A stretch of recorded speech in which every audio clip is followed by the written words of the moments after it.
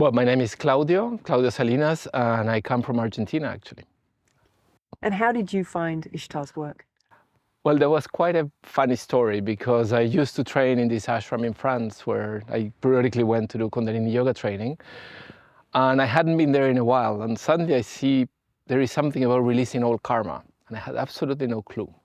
But something just called me to it. And I arrived there and there was this lady. And she was an Australian lady. She was so charming. And I thought she was a student. And then suddenly we found ourselves in a circle in an altar. I didn't quite understand what was going on. And she sits there, and within 5 minutes after her introduction, everything shifted. And those were the most wonderful 5 days of my life. And when you say everything shifted, are you talking to the energy, the consciousness? The energy, the consciousness, the frequency, everything changed the moment she went into channel. We were all taken up somewhere that I would never been before. And how did that feel for you? Elevating, uplifting, and really opening ways of seeing things that I didn't have before. So I'm totally grateful to her for that. And so is Ishtar,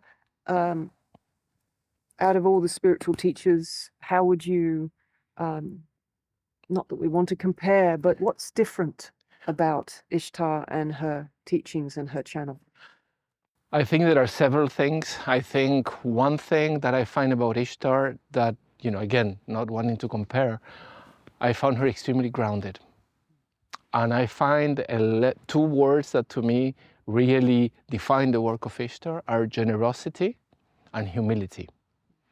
And this is something that sometimes when you are facing a teacher, particular teachers that become popular, it's not quite that simple for them, but it is a constant in Ishtar, in all the work that I've done with her, is generosity and humility and wisdom.